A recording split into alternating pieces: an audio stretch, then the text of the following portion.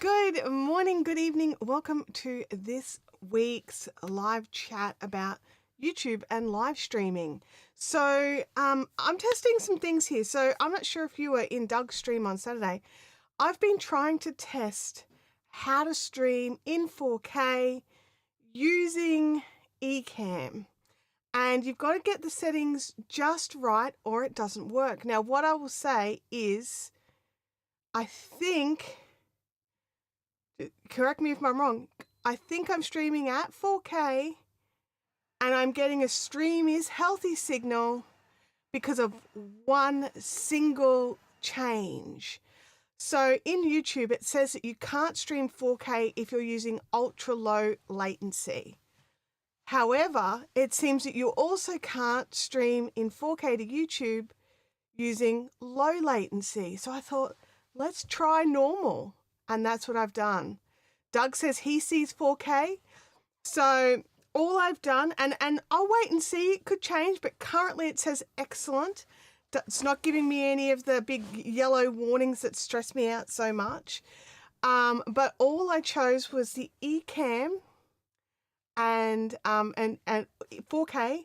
And then when I was choosing the latency levels, I chose normal rather than low.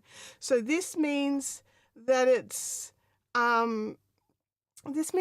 going to be a little longer between when I ask a question and when I see it in the chat.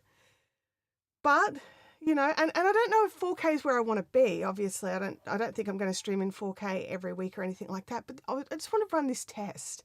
And part of live streaming and part of being on YouTube is being willing to test things out. Is being willing to let yourself fall on your face and fail. And sometimes it's a bit scary, especially with things like this when you're actually messing with your stream settings.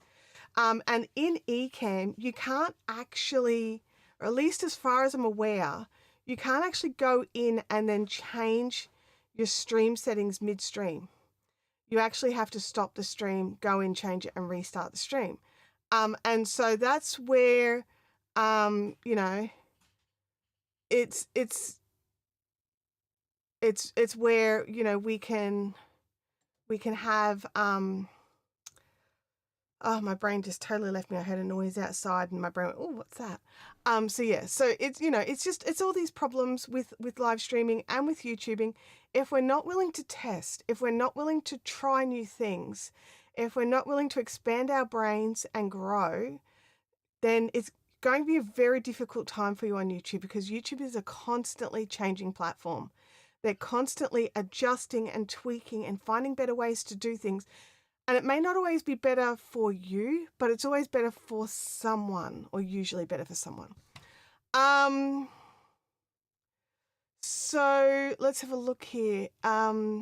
Doug's saying he can see 4K, so that is awesome. So, because I was like, I was just gonna stream at 2K, so 1440, and then I was like, you know what? No, I'm gonna try this low latency thing. So I was hoping I had actually done that correctly. So that's you know, because I went in last minute and change some things.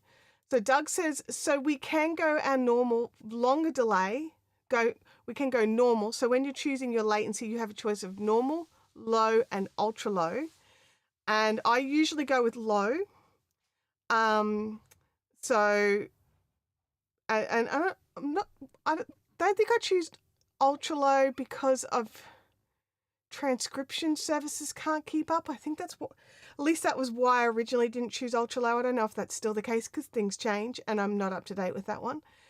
But yeah, so you can go with a normal and then have 4K. I'm still getting an excellent stream health.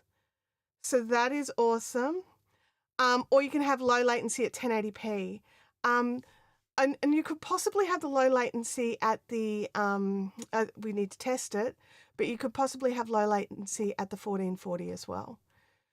Livestream Consultant says, my one-eyed monster does not like it, but I was able to select it going back to the 720p setting on my screen.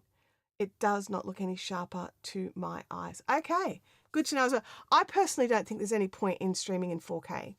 YouTube compress the life out of it, which is probably why you're not noticing any massive difference. I think 1080p is perfectly fine. I think maybe if you're live streaming gaming and things like that, where that extra fine detail, if you can get it, is there, then do the 2K. But at this stage, due to like the heavy compression, I don't know if it's worth the effort of 4K live streaming.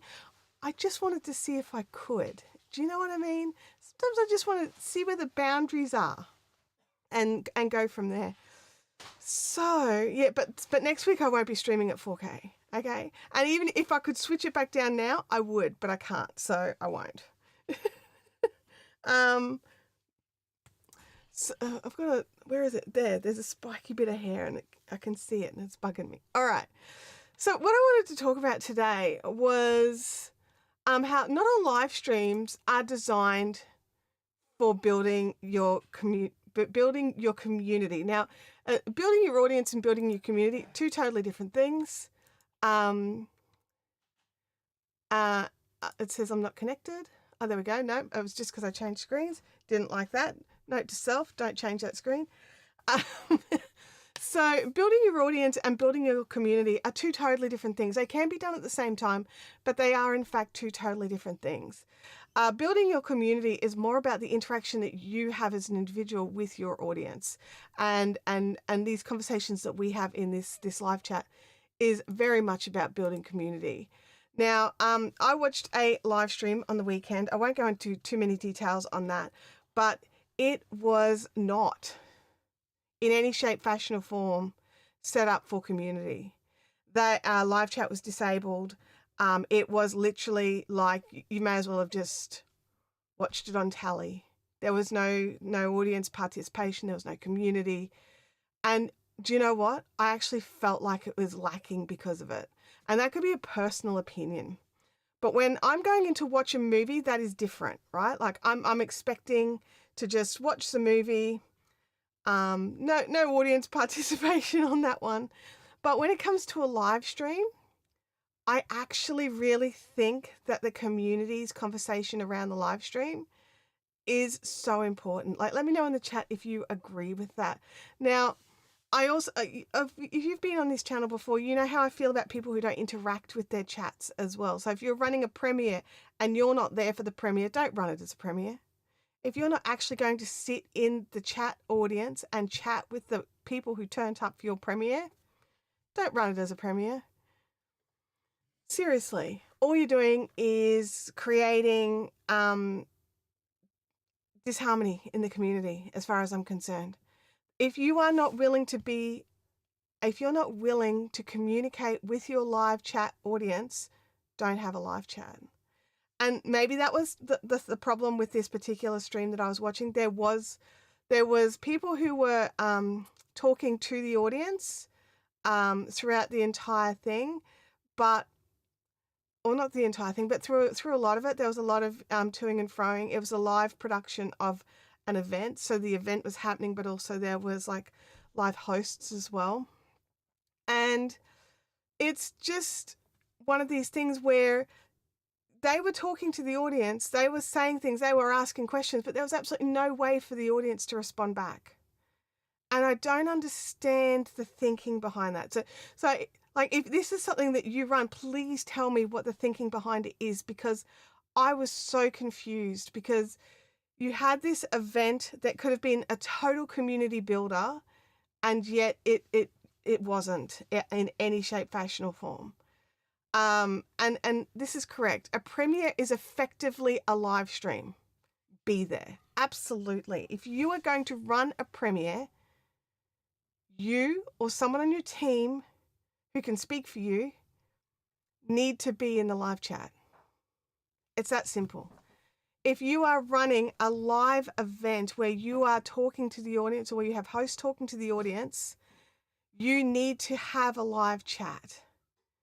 Otherwise, don't bother. Seriously. Don't call it a live stream if it is not a live stream. That's the other thing that really was grinding my gears. They kept calling it a live stream. And it was not a live stream because there was no chat. It was a broadcast. And that is different. A broadcast is totally different to a live stream. And if you're going to have a broadcast, that's totally fine. But call it what it is.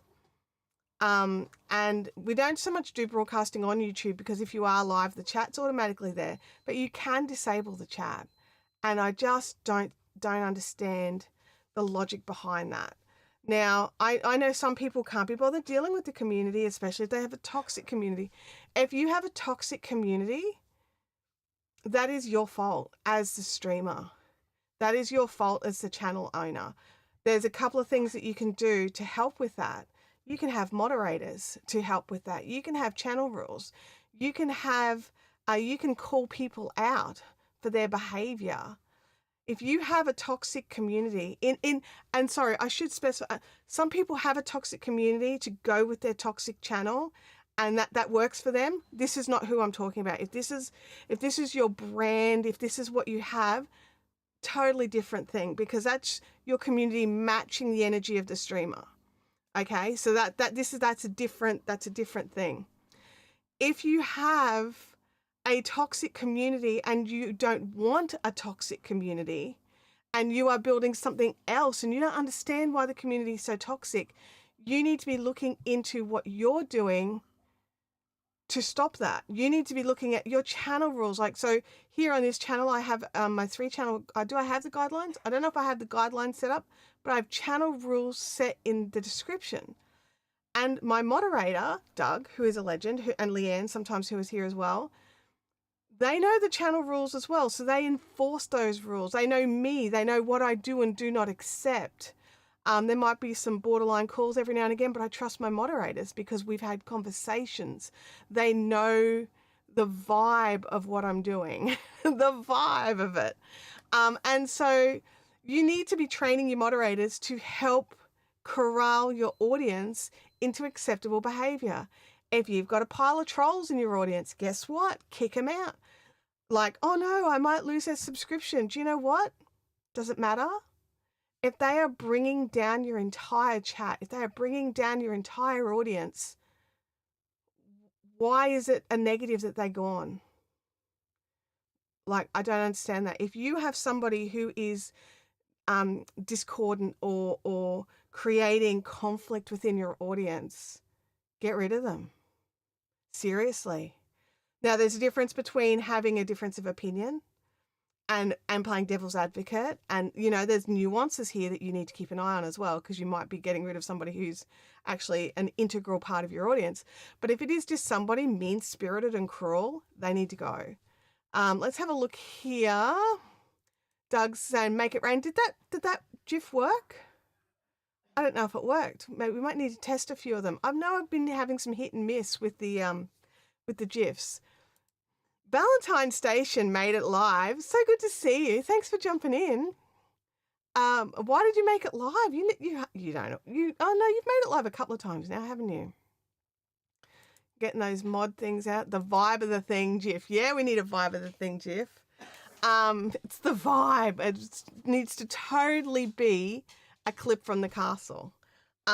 If you haven't watched The Castle, it's an Australian movie. You need to go and watch it. So yeah, it's, and like, let me know in the chat, like, you could be disagreeing with me. You could be sitting there like shaking your head like, nah, she's on the wrong track today. But I truly believe we can shape the communities around our channels and around our businesses. Now, we can't control everybody, by no means, but we can make our chats and our community forums places where the people who we want to be our community would feel comfortable to come and chat and hang out and make silly jokes and have a good time. Obviously, different kinds of businesses are going to require different levels of all sorts of things. Oh, there's heroics. That works. It's a bit over, but it's there. It appeared. Maybe I just missed one. I don't know. But yeah, so, that little handle. Hello. I don't like it when you dangle down like that. I don't know why it bugs me so much when that happens, but it does. So yeah, so it's just a case of, we can build our audience, we can build our community. They both take work. They take different work. your community usually comes out of your audience. So if you're not building an audience, it's very difficult to build a community out of that. But you can build a community and your audience at the same time. They do take different things. Obviously, you can see how this channel is going. That's just from live streaming, and community building is much slower if you're not also audience building, which I'm currently not. Let's have a look.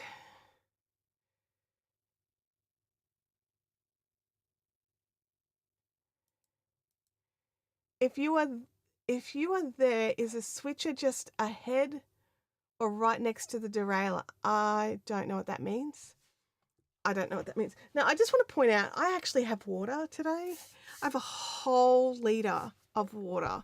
I shouldn't need a whole liter of water, but I just needed to make that really clear to everybody in the chat that I have water today. Because now, after the stream a couple of weeks ago with Andrew, and you're all having a very good time, I'm a bit weird about the water in my studio, and I'm like, I need to buy a 6-pack just to put it in here, just to have it, just so there's extra water just in case I need it. So if you are here, if you are watching, make sure you're hydrating as well. These hydrate messages are not just for me. Oh, being on the wrong track is a train reference. Sorry. Yes, you're right. You're right. I was a bit confused. It's okay. These are over just a little. Let me just see if I can move. No, that's it's fine. It's fine. I need to not be so picky about some things. Like, pick your battles, hey? Talk about pick your battles. All right. So we do not have to report you to Andrew Cannon. No, not today. Not this time. And I know you would. I know that Andrew would be getting messages on threads like, hey, Chantelle's got no water today. Oh my God, she did not learn and she has no water today. So no, I have water. I have a lot of water. The course. Oh my gosh. I explained to Andrew the book is coming before the course. But I have not worked on the book much in the last couple of weeks. I've been a bit busy doing some other stuff, but I will get back on that as well. I might even have some time this afternoon to be thinking about the next section. But yeah, so it's everything's slow and everything's happening. It's just sometimes things move slower than we want to. And then every now and again you like, because this is what happens for me. Let me know if it's the same for you. I'll be organizing things, making sure that everything is right. And that takes some time, setting everything up just how you want it. And then as you start to do the thing and you need to put everything where it's organized, that also takes a bit of time. But then as you get going, it's just like, well, that goes there and that goes there and this goes there and that goes there and this, and then tweak it up and then boom, and everything's done. I'm hoping that that's going to be the case here as well. It took me a little bit of time to get it started, got everything organized, and now I'm just like, okay, I've just got to work out which bits are going into the organized sections, and then we'll keep it rolling. That's my plan. Okay, that's the plan. Whether the plan happens or not is another thing. So let me know in the chat if you've seen a live stream where it was, I don't know the best way to describe this, a free-for-all, where there was no moderation, or the moderators that were there were not sort of keeping people, accountable to the rules. And it was just awful. I know of a live stream that I went back in to have a look at because somebody contacted me and she was just mortified at the chat that had happened. And I know not everybody can have moderators for whatever reasons. They don't have somebody who they trust that they can have cover their back while they're live streaming, or they can't afford to hire somebody, or they're just getting started out and they just don't think they need them. And that was the case in this instance. This particular lady thought that she was just starting out, so she didn't need them. And her account got hammered while she was live. Every comment was a disgusting comment. And my first question to her was, are any of, like, what's your block list look like your blocked words list? and she didn't know what a blocked words list was. So let's have a quick talk about blocked words lists. These are lists that your managing moderators can see. So you need to be aware if you're putting very personal information into your block list. So if you're putting your address or any like tax information or anything like that in there that you don't want to be doxed, which makes sense, but that if you're putting that information in there, your managing moderator can see that. So not standard moderators, but your managing moderator, they can see all that information. So if you have any of that kind of personal information in your blocked words list, be aware. But you need to be going in and looking at the words that are happening and the, you know, the little phrases that are happening in your chat that they could just be offensive to you as an individual, like the combination of words. You can put those in. I've got a couple of those. There's lots of swear words and curse words and things that mean gross things, detestable things. You can be adding all of that into your block words list. And this is where I struggle. You have to type it, right? So you have to know the word to say it, to put in. And that sometimes you can be shocked at what people put into the YouTube. You know, that it is, you know, that you can put it in. Well, so you can be shocked at what other people put on YouTube, and then you read it and you're like, oh my gosh, how do they get through YouTube's filters? Let alone, you know, now you've got to add it into your block words list. So if you noticed in a particular stream that you had some horrendous stuff come through, you can go through and look at those comments and cut and paste it and add it into your block words list, or just type it into your block words list. Sometimes I will space letters out just so that it gets skipped by the system. So, you know, it'll be like letter space, and so that it's still very visible. However, the blocked words lists are very specific. No, I don't have a freebie on the basic block words list because of one reason. And that is, I don't like the words in my block words list, and I don't like that anybody knows that I know how to spell them, or you know, it's I find it so offensive. I find my own block words lists so offensive that I don't want to share them. And I know that that's counterintuitive. I really do. And it's just one of these things, but there are definitely some people out there who are less fragile than me who may put out some cool block words lists. So have a look around for it. There'll be stuff out there. But just start with some basic curse words, with some things that just upset you. Think about what's appeared in your chat that you didn't like. Add that in. But yeah, I just the thought of sharing a document with what is in it is horrifying to me. And I had to write a blocked words list for work for one of the channels, and it needed some stuff specific for their channel, as well as like basically my list as well. And I've had to give it to my boss because he wanted to read through it to double check, and I was just like so embarrassed that I've like sent this document of just horribleness. But it was a block words list. It's the things that we don't want said. And he was just like, well, that's a thorough list. And I was like, yeah. Andrew, all of it, water. There's like a liter.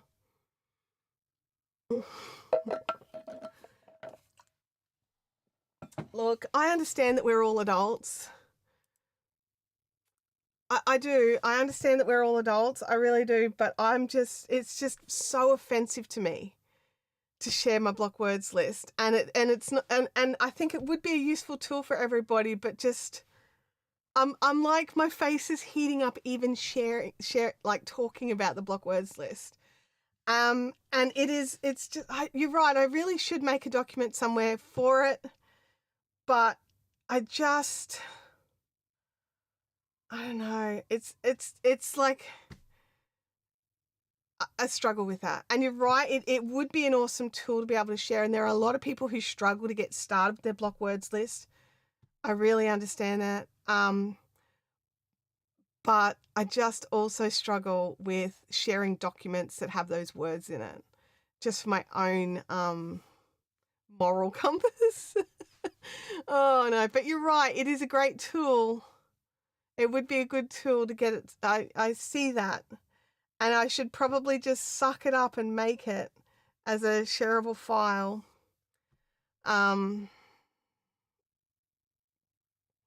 Not comfortable with it. It's one of my not comfortable with it.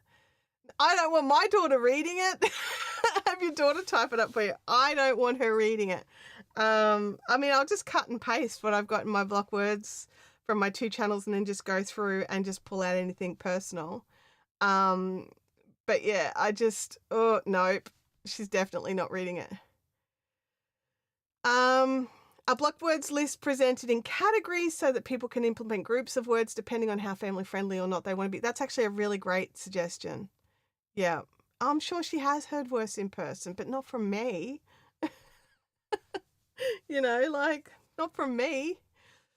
Oh, the block words lists are hard because they're absolutely essential, right? Especially if you're streaming by yourself. They are absolutely essential to have. And you guys are all right. I just need to go in and make the list, and maybe I'll make it as part of my lead up to my book and get that all ready and just pull on my big girl pants and just be like, right, this is the list. Please don't judge me for it. These are the things that people have actually said in live streams that needed to be blocked in for future live streams. So yeah, you're right. It needs to happen. Now, a stream update. We are still running it excellent. I haven't had any errors from YouTube. If you weren't here at the start, we're doing some testing as to why Ecamm wasn't working for streaming in 4K. So I did a stream last week on my Fiberific channel where I streamed in 4K, except it didn't stream in 4K. Ecamm pushed the signal out in 4K. YouTube kept I basically got a poor health message the entire stream with YouTube saying, nope, wrong. We don't like what you're doing here. You can't have this. We don't support this. And so, yeah, because one of the reason why I'm testing this, I should go back to that.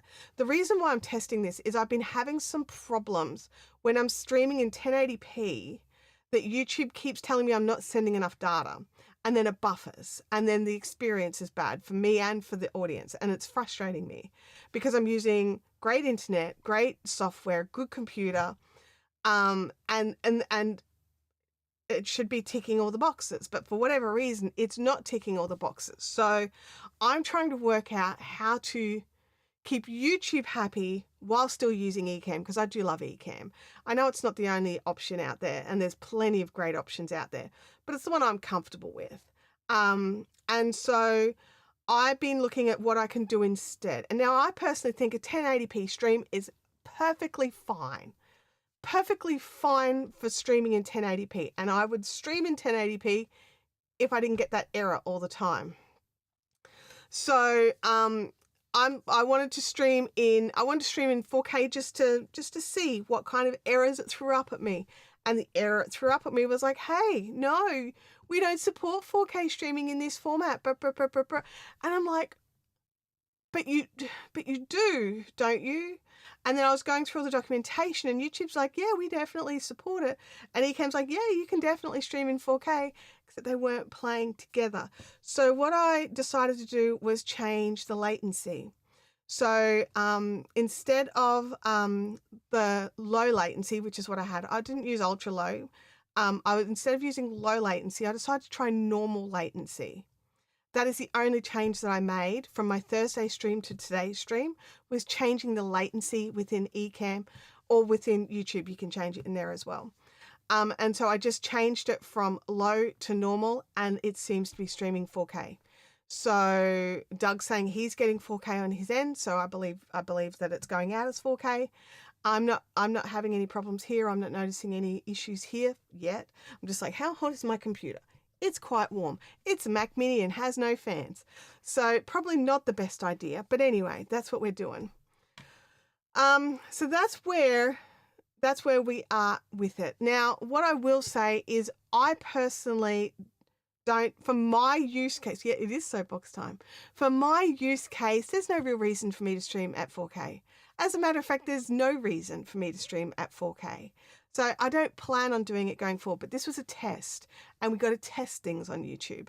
We are little YouTube scientists that have to run around testing all the boundaries all the time.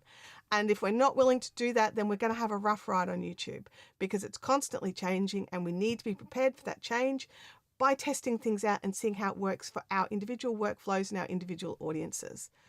Okay. Livestream Consultant says, Chantelle, of all the people on YouTube, you are the last person that would be thought badly of for sharing what you had to list just to keep your live stream at the cleanliness you desire. I see that. I do. I see that. I do see that. Apparently the AV1 encoder has problems on YouTube. Possibly. I don't know what AV1 is. I don't know anything about that. YouTube has some very specific ingest settings that you have to have for you to get the different things. If you start going outside of those, then it starts becoming problematic. And so YouTube's ingest settings are different than Twitch's ingest settings, which are probably different than Rumble's ingest settings.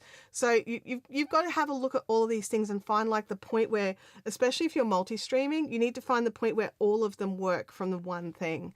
I don't multi-stream, basically because no real reason. I mean, I probably should be, honestly. I do have LinkedIn. I could be streaming over there. This kind of content does suit LinkedIn. I can't stream to X because I don't have a paid X account. I'm not willing to have a paid X account right now. I can see the advantages. I really can, because I really struggle writing short things, which is why I love LinkedIn, because I can have long things and there's no judgment on how long and wordy things are. Other than people just don't read it. That's different. That's a totally different problem. But yeah. A lot of gamer streamers have been complaining about it. Yeah, I'm not surprised. Gamers have got very specific needs because they need to be running their computers at, especially to be playing some of the high level games. They need their computers to be running these phenomenal processes to get the game to do what it needs to be doing, so it's not dropping frames, and so that you know moving smoothly and there's no lag or latency. So there's the game side of it, but then there's also the stream side of it. And back in the day, you used to have one computer set up for your gaming, and then you would piggyback it through and then send that game signals through another computer to live stream from. So you would have two computers to run a great stream. I don't know if they're doing that anymore, if they need to do that anymore. I have no idea. I'm not as up to speed on gaming live streams as I used to be. But you know, it's one of these things. Gamers have very specific needs because of their very specific niche. And that is the case for a lot of us. We do have different needs for our streams, for our audiences, for everything, depending on what you're doing within your community. It's the AV1 is the encoder that can set in OBS. A lot of gamers use it. Last month YouTube changed something and now they're all having 4K problems. Okay, all right, I understand that. Can they use something other than the AV1 encoder in OBS? Can they choose something else? Because like I know that I don't know if it's still the case, it's been a little while, but you used to be able to drop down and choose like different encoders. Can they choose a different encoder? Like, or, you know, I mean, a big part of it is I don't know if YouTube actually encourages 4K streaming, she says, as she streams 4K for no apparent reason. Yeah, I don't know if YouTube really wants that many 4K streams. Although in saying that, they're really pushing TV, right? And this was the thing for me that I wanted to test, because most of us have TVs, not everybody, but most of us have TVs. A lot of us have smart TVs. And I know for myself that I am watching a lot of YouTube on TV now, and I do up it to whatever its highest thing is. And because I'm watching it on my TV in the living room, I'm really noticing that the 720p software, 720p content, not that great, depending obviously on the production quality and the bit rate that it went up, but you can definitely see the difference. 1080p is totally fine, and anything from 1080p up is great, but I will watch it at 4K if they've got it in 4K. Hey, Logic, how are you going? I wrote a Tetris in Pascal that runs on an old Z80 based retro computer. I should totally stream that. And Zork. Oh, I remember Zork. Oh my gosh. Okay, yeah, I'm in for a cool retro stream. You tell me when it's happening and I'll be there. They're all trying different solutions. Yeah, I can imagine they would be because, like anything, this is their livelihood. This is their livelihood. So having things change, and having things like adjust and tweak, like I said earlier, YouTube's constantly changing stuff. And we need to keep on top of it, especially if your whole business and especially if you've got a whole team of people, your entire income is dependent on it. If you're not researching it and looking after it and just hoping YouTube just look after you, you're going to get burned. Let's have a look here. LinkedIn have a hard character limit on regular posts of 3,000. But on articles it's 125,000. I just do regular posts. I haven't come across, I'm looking at the 160 I can have on Twitter versus the 3,000 I can have on LinkedIn. I'm pretty solid there. So yeah, Inner Logic's like, I'm a pioneer of watching Chantelle on the 60-inch 4K TV. And is it coming through 4K for you? Are you noticing anything good, bad, indifferent? I think it's going to be a bit of an indifferent, actually, because YouTube are compressing the absolute life out of it. Especially while it's live. It might be better after it's finished processing. But I don't know. I'll have a look at it. I'll check it on my TV later. So yeah, it's just one of these things. And there was, how many of us in the chat remember the adpocalypse, like the first one? Like I do. I remember adpocalypse. And the sheer number of people that lost their entire businesses, and had to lay off staff and had to do all of the horrific decisions that they had to make because YouTube changed how they were doing things. Now you have a look at the channels of similar sizes and how they had to pivot around that. While they grow their audience from YouTube, they take their audience off platform. And they have content or like Patreons or Buy Me a Coffees, or they have entire websites and Discords and circle groups and so many other places for their audience to go, so that or building their own apps. That's the other thing. Some of them are just straight up building out their own apps. And so having these things means that when YouTube makes decisions, while yes, it will affect them because they're still getting AdSense, some of them, not all of them, but some of them are still getting AdSense. When YouTube makes these decisions that affects people's incomes, they have already got the balance on. So when people get, and look, I'm just as guilty as this, but when YouTube changes something big and you're just like, oh, that's awful. Like I remember when YouTube changed, I think it was like 2016, 2017. Or no, it would have been, I think 2018. It was when the adpocalypse happened, when YouTube changed the rules for the partnership program, and I no longer met them because my channel was still new. And I got booted out of the YPP and I had to wait and reapply, and I couldn't live stream at events anymore because I couldn't mobile stream. Back in the day, you couldn't mobile stream unless you're in YPP. And so, was it YPP or 1,000? It might have been 1,000 subs, whatever it was. I couldn't do it anymore. So all these things that I had been doing, I had to stop doing.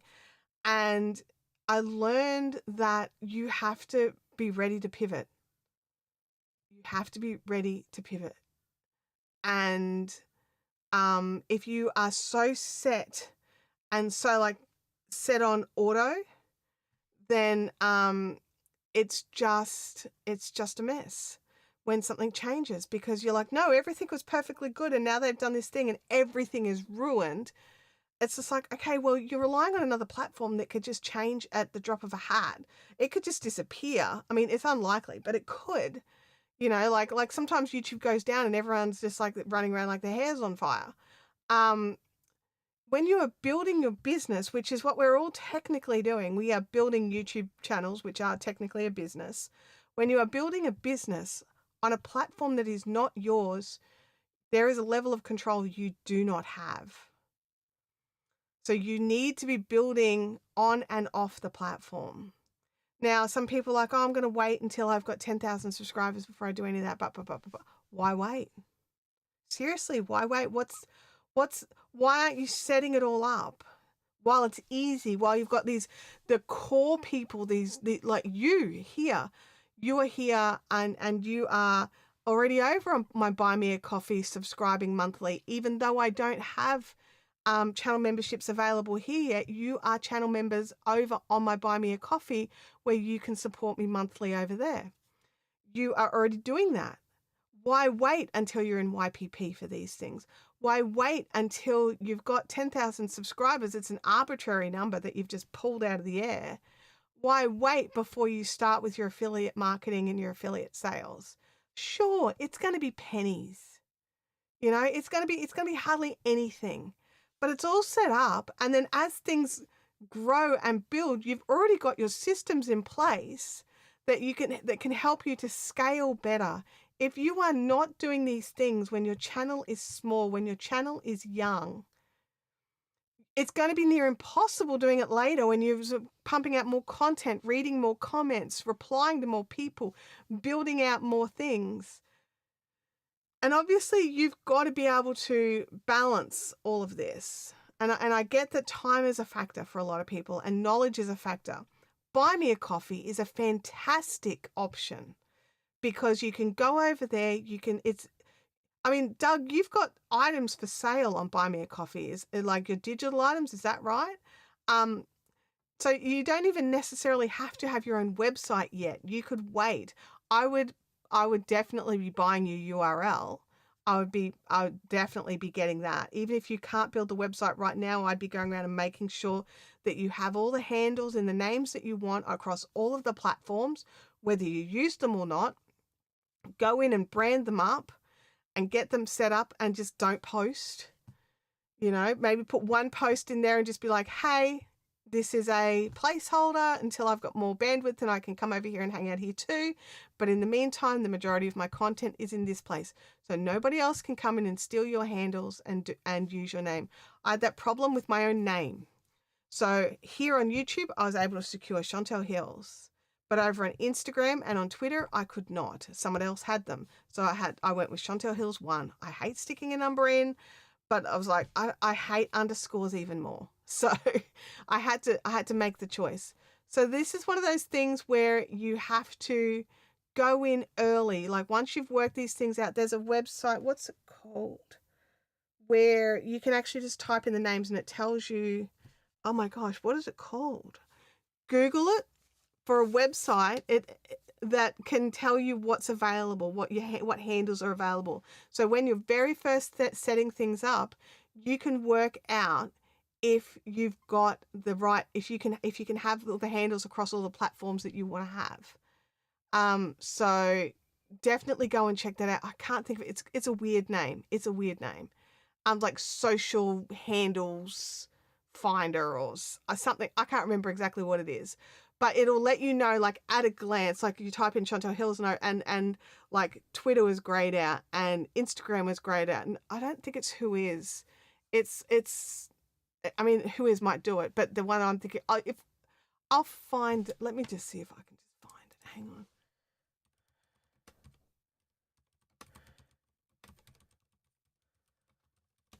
Let me just see.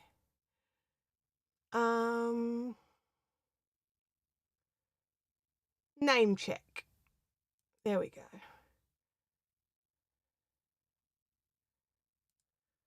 I'm just double checking this is it.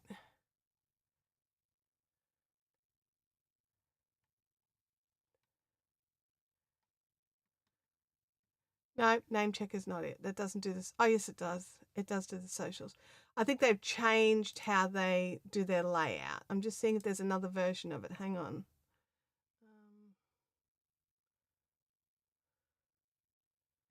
Yeah, no, it's name check. But they've changed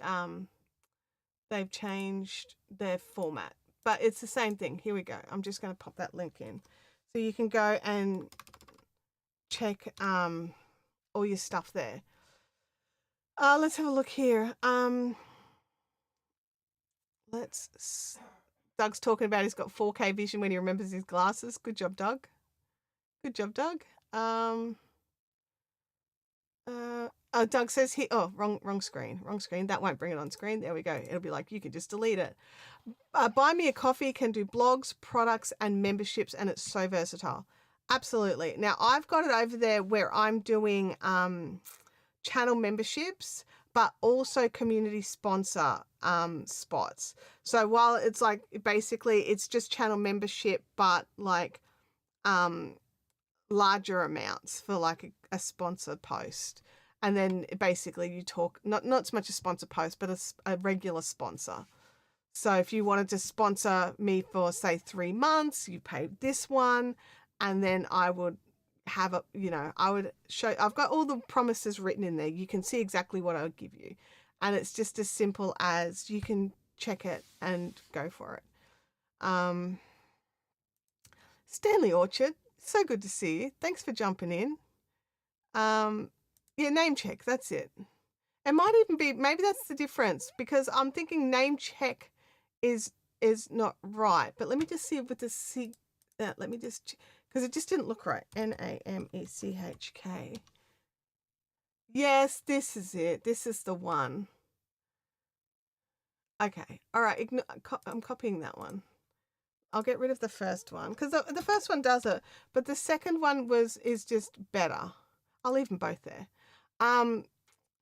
Livestream Consultant says that Buy Me a Coffee is just one option. You've got Patreon, Kajabi, Kit, Teachable, etc. There are so many choices, but I found that Kajabi is just very expensive. So unless you've already got a business around your channel to help pay for that, and, so some of these things are more expensive than others. Some of them take a bigger cut than others. I find that with Buy Me a Coffee, the cut is Buy Me a Coffee take at the moment about 5%. And then the company that transfers the money into my account, so that is Stripe for me, they take about 5%. So yeah, it's about 10%. Whereas right now on channel memberships for YouTube, it's about 30%. But the channel members on YouTube is superior in that at a glance you can see who is a channel member because they're green and you can see their little thing next to their little icons next to them and things like that. So pros and cons. But I'm thinking more along the lines for if you don't have YouTube channel members, which I don't right now because this channel is not in YPP, because I don't make content other than the live stream. So therefore it is growing very slowly and the watch time is not great. Not everyone likes a live stream. I think they're wrong, but not everyone likes a live stream. Name check must have name checked name check. Oh my gosh. Yes, absolutely. I would say they did. Oh gosh. Just everyone saying hello to everybody. I love this so much that you're all chatting with each other.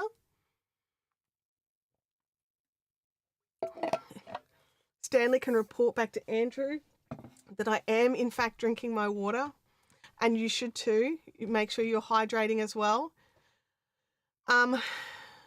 Doug says that he likes Kit for emails and landing pages, and they also let you sell digital products and a tip jar. And this is the thing, there are so many options for us now as creators. There are so many choices that we can go in and we can find and use. And you'll be able to find something that will suit you and suit your style and suit your business because there are so many options out there. Now, for me, I wanted something that was a little bit low key, that didn't take a big cut, but also didn't have a monthly cost just yet, because, this channel's not really, it's not bringing in any income, like actual coin. Now, I actually think this channel's bringing in something better, which is you. But until it's you know, in the partner program and until, you know, the book is finished and things like that, then there's no real income from this channel yet. Until I started the little memberships thing, and now there is some regular income. So being able to have that option without spending too much, being able to put that option out there where you can go over to Buy Me a Coffee and you can become a channel member at different levels, then, you know, it's just an option out there. Stanley says, I have you back on that one. Not everyone loves a live stream and they're wrong. Yeah.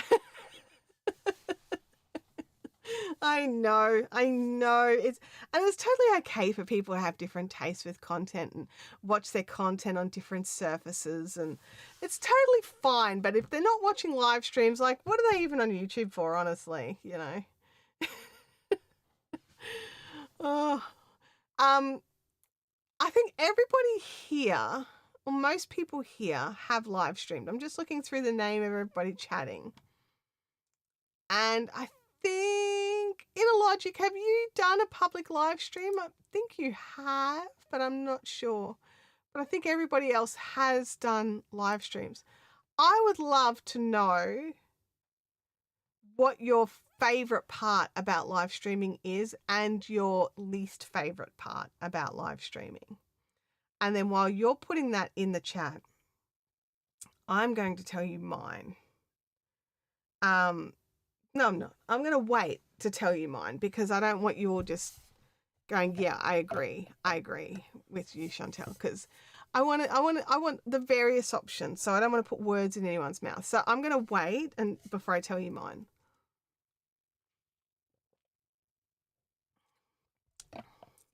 Oh, I mean anywhere. So Inner Logic says no to YouTube, but yes to TikTok. That's fine. That counts. So I talk about YouTube specifically because that's where my comfort area is. But a lot of the live streaming stuff crosses the platform boundaries. Not always the technical side of it because there's obviously different tools and different controls. But the psychological side of live streaming does translate across. So yeah. Oh, good. We're starting to get some answers, so that's good. So I will try not to read the answers. But yeah, so we've got so many skills that we have to have as a live streamer. So we need to be able to juggle a few plates. And one of the things that happens with me sometimes is when everything crashes and burns, I'm like cool as a cucumber fixing it. And other times I'm like, my hair is on fire. Oh my gosh, how am I ever going to do this? And so building out processes to help us, depending on which part of your brain's going to be in charge when the thing happens. Okay. So for me, the Be Right Back screen is like a top tool. Whether you make it like a technical difficulties or whatever it is that you want to do, but something that you can bring up that mutes the mic and covers the camera. So you can stand up and scream and just go, okay, got that adrenaline out. Now let's fix the problem and then come back. And so for me, that's a super cool tool to have in my arsenal. Now, obviously, some of us are more comfortable with building out things. Now, I do have a video on the channel on how to build one. I made it specifically to be able to be compressed enough for StreamYard. But if you don't compress it, even if you do compress it, but because the ones that I'm using are the ones I built for StreamYard, that I use here. So my starting soon, my Be Right Backs, my thanks for watching, they're all built out the same way. So being able to have those at the ready, so that if something goes wrong on your end, like every now and again, for whatever reason, my camera just just turns itself off. You just like, why? It's not the 30-minute timer thing. It's not that kind of camera, but every now and again, it just craps out. And it happens. Like sometimes things just happen. So being able to be prepared for when those things happen, to work out, okay, oh, the camera's off. And, do you want to have it on the Be Right Back screen, or can you just lean forward and switch it back on? Like, you have to work out if it'll work or not. So let's have a look here. We've got some answers. So Doug says that his started off as the tech and now it's the community. So do you mean like as in it was a fun thing to try and do because of the technology of the live streaming, or was it because like you were showing tech? So if you could clarify that, that'd be cool. Livestream Consultant says that his favorite part is the interaction with the viewers in the chat, and the least favorite is having to edit any of it after the fact for posting elsewhere. I see you. I see you for sure. Yeah. Stanley says that his favorite part is having a fun conversation with friends about a cool topic. Worst is that he's got a get up and do it mentality before I hit go live. Yeah, absolutely. Absolutely. Amazing. Your destination says worst if there's no one watching your stream. Best when someone chat and you can respond to them. That is awesome too. And I get that. It is hard. It is so hard when you've put all the effort in, you've done all the planning, you've made your thumbnail, you've scheduled it out, and then nobody shows up. And that's where it's really important to have a preset topic that you can talk about for even say 5 to 10 minutes and then call it quits. And then re-edit that, treat it like a live recording to tape. But it's so you feel it here when no one shows up. Like, yes, the mental, like, that's fine. I can power on. I've got all this prepared. I can do this, whatever. But in your heart, you can feel it. And you do feel a little like that's really disappointing that no one showed up. And I appreciate you guys every week for turning up, because every week I think this will be the week no one's going to turn up, because that is also I don't like it when no one shows up. I love to talk to you guys. I love the backwards and forwards, the conversation. Same as a lot of you, the interaction with the viewers, the interaction with your audience is what drives me to live stream, because I love that backwards and forwards conversation and being able to answer specific questions to that individual, to be able to help that one person. And I love that. The worst part for me is not the no live stream, the no audience members. That's a bad one for sure.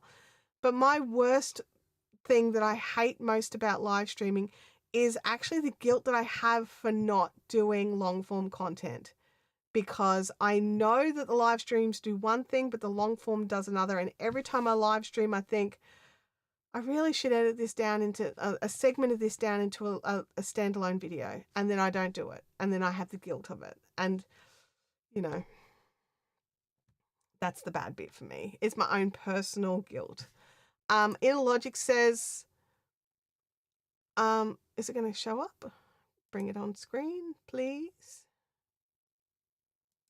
Why is it not coming up? There it is. I would live stream crocheting or doing dishes, doing some electronic repairs. I'm all over the place. I get a lot of drive-by views and some friends that pop in. I like being able to chat with my hands free. Yeah, that's one of the awesome things. I know I did not feed the ladybugs in my camera on time. No, I failed. Stanley says, live happens. Man, I say that every single stream, got to be ready for anything. Absolutely, live happens. That if you are not prepared for failure of your live stream, you're not prepared. It's that simple. If you're not prepared for something to go down, sometimes like for me, so I've got all the backups, right? But sometimes mentally, I just can't deal with it. So I'm like, you know what? I'm done. That's it for today. It's not going to happen. But I've really got to just push through that and keep going. And sometimes I will persevere and persevere and persevere, and I'll think, why did I push so hard for that? Honestly. So you've also got to know when to quit. I don't know how to teach you that, because I don't know that. Livestream Consultant says you just got to put on that live streaming armor to take on every catapulted flaming rock thrown at you. Absolutely. Absolutely. We also like getting to laugh uncontrollably at a comment. Yes. Absolutely. Like, I love that. I love that a lot. And one of the things I really love about Social Stream Ninja is sometimes the comment is just not quite enough. You know what I mean? And being able to throw that GIF up on screen. So if you don't know what we're talking about, I do have a list here. And you can check out a pile of chat commands that will send GIFs to the screen. Now, they can be a little shaky. Not everything works. But I love having that there because sometimes it's the GIF that is just what works, right? And at least for me, and it might be, you know, what am I? I don't even know. Am I Gen Z or millennial? Whatever. I'm on that cusp, right? Yeah, exactly. See? I really wish the GIFs were all a standard size. They are not, for whatever reason. And so some of them appear really small and some are really big, but if I made the really small ones really big, then the big ones would be bigger. So, yeah. Jerry's at work right now, but wanted to stop by and quickly say hi. So good to see you. Thanks for jumping in. I hope you have a good night at work.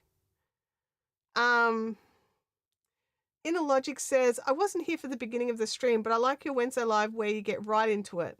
I follow some creators for the recorded videos, and now and then they do a live and spend 10 minutes saying, okay, let's wait for more people to come in. That is a pet peeve of mine. That is legit a pet peeve of mine, John. I get so frustrated when people say that. Like the part of the audience that turned up on time or when you went live, they're not important enough for you to talk to. That's what that sounds like to me. Oh, those of us that are here already, we're not enough for you to talk to. Gen Z starts in, no, Gen X, sorry, you're right. Gen X, I mean, X, not Z. Sorry, you're 100% right. Because I'm considered a Zennial and because it's sound, but it's an X. So, yeah. But yeah, like I have the little count. It's nearly like I've got like, I feel like I've gone middle ground, right? So I have a 1 minute countdown timer. Okay, so and that already hurts me a little bit. I'm already not the biggest fan of countdown timers, but 1 minute or even 2 minutes is fine. I don't like the 10-minute ones. The 10-minute ones are like, what's the point? But the 1 or 2 minutes, totally no issues, right? Have your little countdown timer, but have the time on it so people know exactly when you're going to start. And when that gets down to 0, you start. If people are there, people are there. You know what? You might have to go back and repeat yourself. Whatever. People can be jumping in and out through the entire stream. You might have to go back and repeat yourself. Like I've been talking about why I'm streaming in 4K today. I'm not planning on continuing to stream in 4K going forward, but I was running some testing, which I can go into if you guys want me to go into it. I don't know if everyone knows why, but...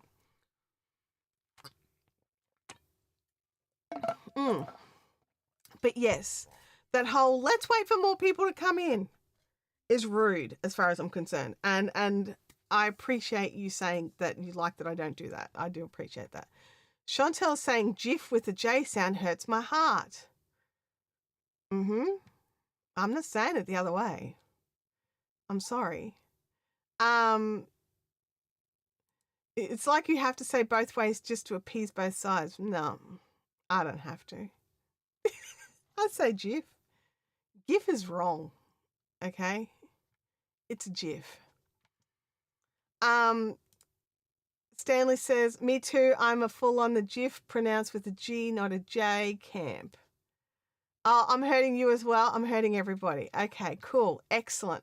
So like this is our Pepsi versus Coke. It's GIF versus the wrong way. So, no, it's not technically the wrong way. It's just a difference in pronunciations. And it's like how some people say pergola and some people say pergola. Those that say pergola are wrong. It's a pergola. And those that say like patio versus patio. Patio is correct, patio is incorrect.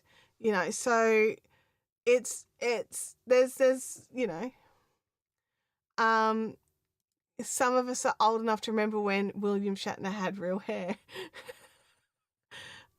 Learn live streaming says, oh, I missed that bit. Yeah, no problem. So I've been having some issues when I'm streaming at 1080p here in Ecamm where I get messages up from my YouTube screen, because I do keep the YouTube screen open as well. And I highly recommend, if you are streaming using a service, that you also need to have YouTube open as well. Don't have it as one or the other. Have both. You can, even if you're on a laptop, you can split the screen. It's a little bit, you know, it's a little bit skinny and narrow if you're on a laptop screen, but you need both, okay? You need to at least be able to see if YouTube is happy with you. But YouTube has not been happy with me. I've been getting the yellow dot of poor stream and these error messages of it's not receiving enough data and it wants 6,800K and it's get 1,500K and you know, so it's been doing my head in, honestly.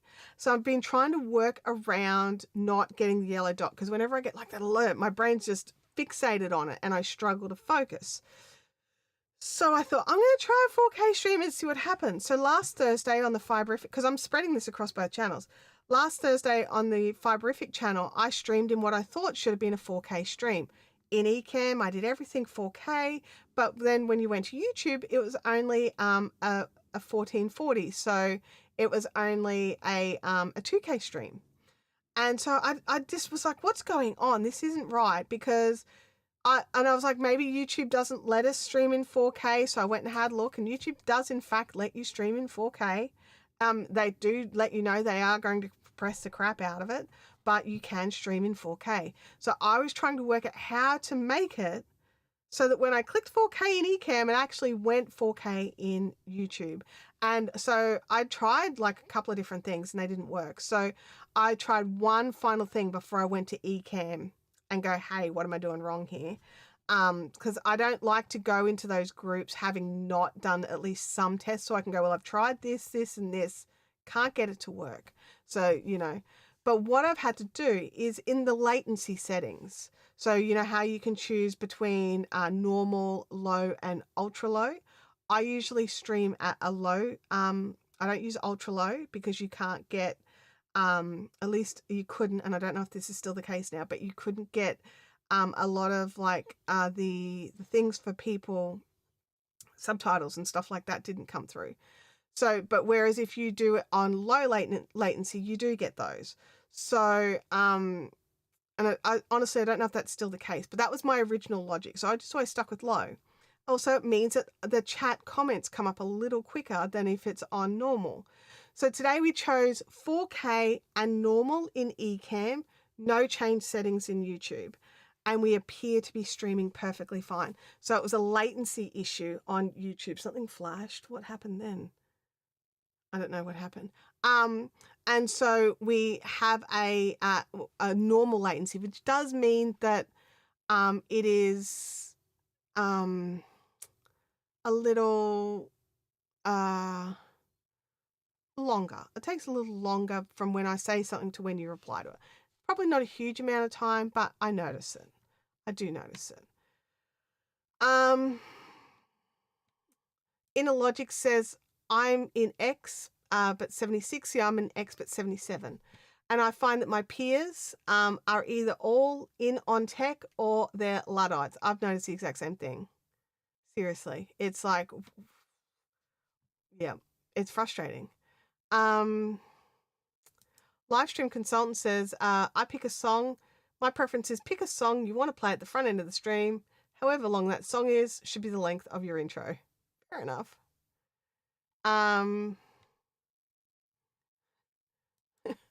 Graphics interchange format. Yep. Yeah. GIF. Graphics. GIF.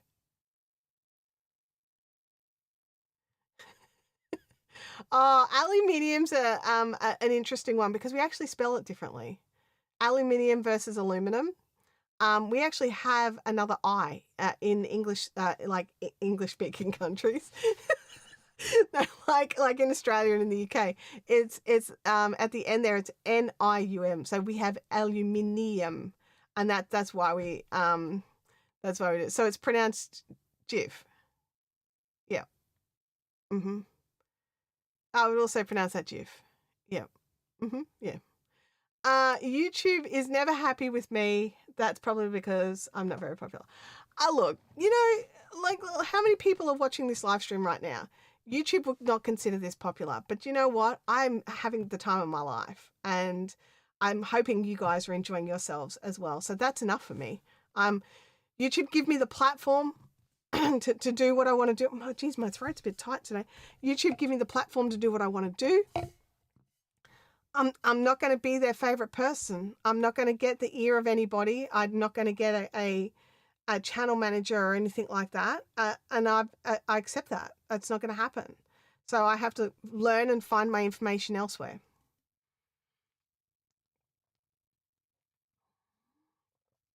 That's right, Valentine's Station. You're here. Absolutely.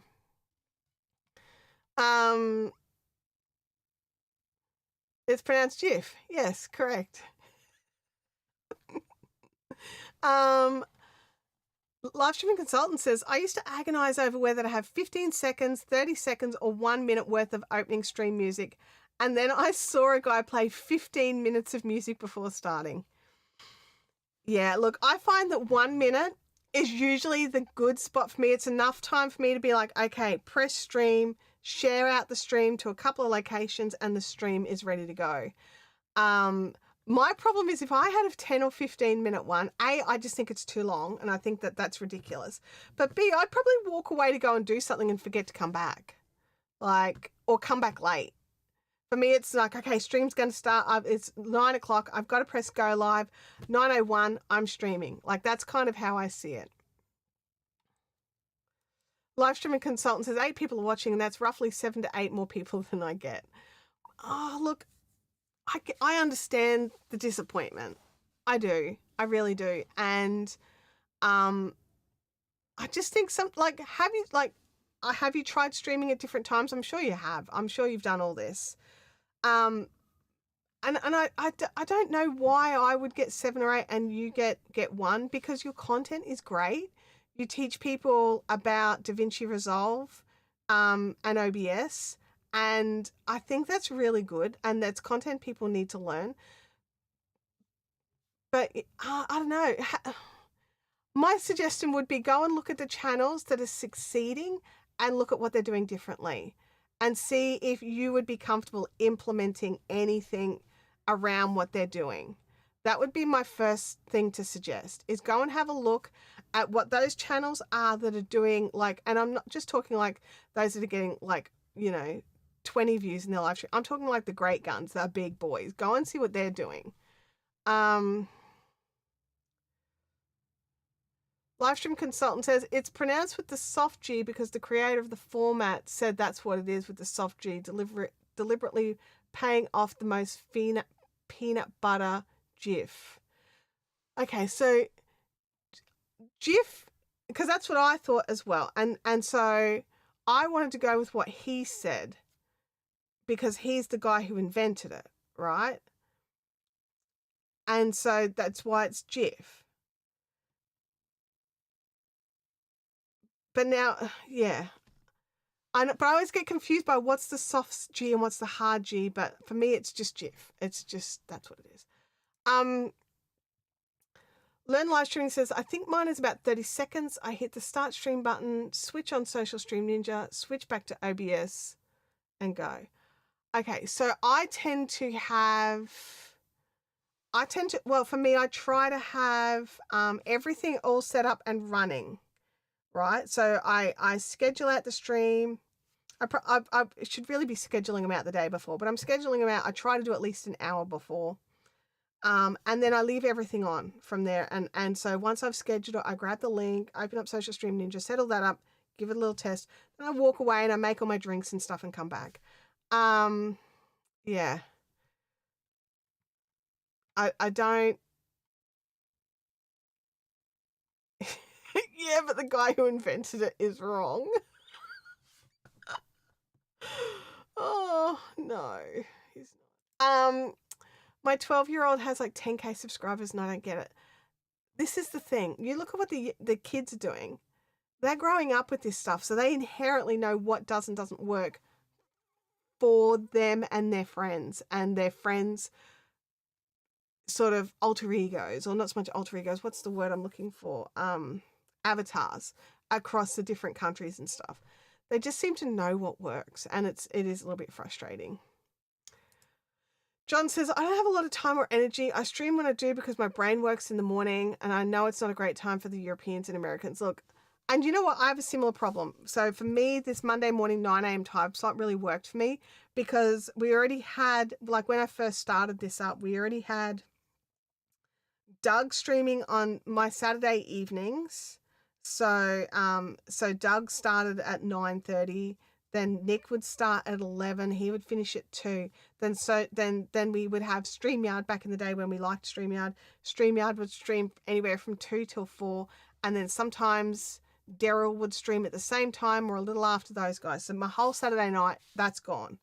Right? Then Sunday, I'm a zombie because I was awake all night Saturday night. So Sunday's all out just because I just need to lay down like a slug for a while.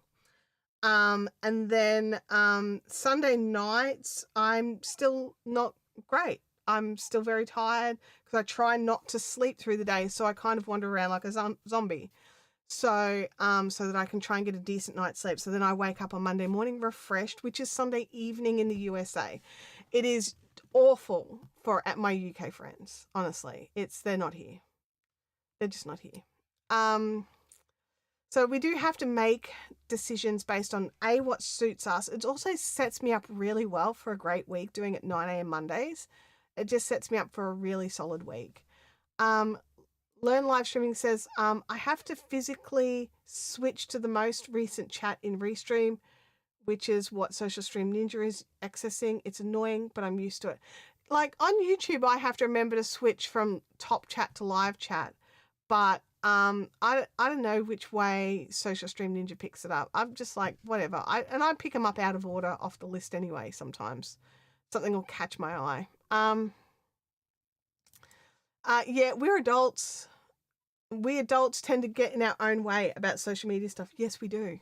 We really do. A lot of the issues that I have with all of this is myself getting in my own way. Absolutely. John, I don't know the answer. I don't know why Top Chat exists. I don't. I don't know why it exists. I understand why fan funding exists. I understand why live chat exists. I don't understand the benefits of Top Chat. I just don't. It's Father's Day, so I hope all you fathers had a good day. It is Father's Day. I totally forgot. Happy Father's Day to all of you in the US, dads, or have dads, or know people who are dads. Valentine Station says, we just got cell phone signal here and I'm not able to live stream on the phone. We just got cell phone signal here and am not able to live stream on the phone. Too cool.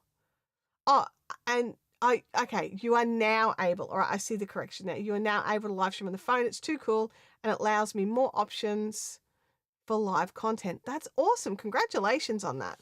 I know it's a massive game changer for me here. We used to have dreadful internet and I would live stream through it and I'd do 720p streams and be downgrading bitrate in OBS because it's the only place I could use that let me do that, and just, I just have to just raw dog the whole thing. Whereas now I've got great internet and it just made a huge difference just to take that stress off and be able to actually use the tools. And so that's so exciting. I'm so glad you've got those options now.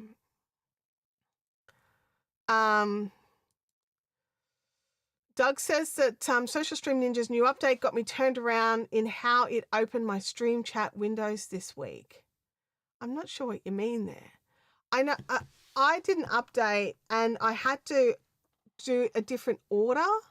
Like I have to sign in first, then do something else. But I also need to make sure that my stream chat window is not minimized for some reason. Like it's got to be open over on another window, or maybe it doesn't, but that seems to be working. So it's just sitting over there on another monitor far away where I'm under stuff.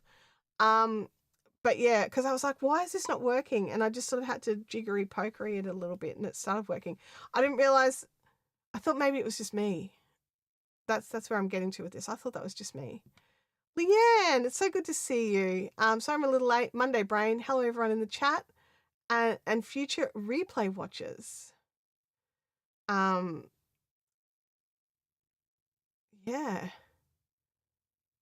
Yeah, that's definitely one way to just describe Father's Day. I couldn't read that out, no, but I still appreciated it. And granddads as well, absolutely. So you posted a nice photo of Samuel L. Jackson. That's appropriate. That works. That totally works. The Jiggery Pokery Guide to Community Management. That sounds something like what I'd write. Yeah. Oh, yeah. So we're getting lots of people jumping in. That's so cool. So yeah, so the stream is still running well. I'm still getting an excellent. The other thing I was concerned about is like, oh, I'm going to try and stream 4K. Like, yeah, I've got the upload speed for it. Ecamm's like, oh, you need to have like 14.8 or whatever, so 15. And I've got, 90. So I was like, that won't be an issue for upload speeds until it is, and so it's one of those things where you're like, oh yeah, my internet speed's going to be the problem, right? Because just because you're supposed to get it, and just because you did a stream test and you got it in a stream test, doesn't mean you're going to have it stable the whole time, right? Seems to be working. Yeah, that is actually a good book title. It really is. And I'm going to write it down. Actually, I'm just going to screenshot it because I've got something similar that I had. And it's not quite that. It's very similar, but it's definitely in that same sort of vein, like quirky Chantelleisms. It's definitely in that vein. And it's a working title at the moment, and so I don't know if it's going to be that. So who knows?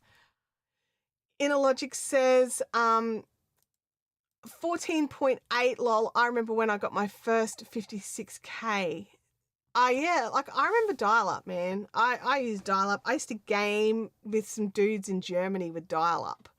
It was bad, but it did it. Settlers of Catan. With a call out on the cover. Oh, come on. We need to show that. I'm not going to be able to bring it on screen, but with a call out on the cover that says now with 400% more jiggery pokery. Livestream consultant says he still likes mercenary modding. Yeah. It's like all these things are good. This is the problem. I can only have one actual title. I can have a title and a subtitle, but can only have one title. And there's so many good ideas, but I need to focus on what's actually in the book and then go from there for the title. That's how my brain will work. I need to make it. Like I've got an idea of what I want it to be, but I don't want that to color what the book will be. If that makes any sense. I've got ideas for that already. And half written out bits that need to be filled out and fleshed out and, case studies put in. And by case studies, it's not going to be dry case studies. It's basically, I'm going to be wording it very similarly, but better grammatically, hopefully, than I speak. Honestly, that's the goal. I don't see the point in writing something dry and hard to read.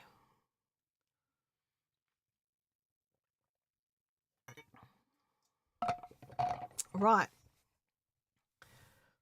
I'm not for book titles. I'm great for band name those. That's so cool. All right, my friends. I'm gonna bail today. I've got to get some other things done, as I'm sure so do you. Some sitting and watching some movies or something if it's Sunday evening. Whatever your plan is, no judgment here. I'm gonna go off and get some bits and bobs done myself. I hope you all have a fantastic week. I hope that this stream has helped you in some way, clarified something, or just encouraged you. And you're always welcome back for more encouragement every single time. Hope you have an awesome week, and I'll catch us next time. Bye now.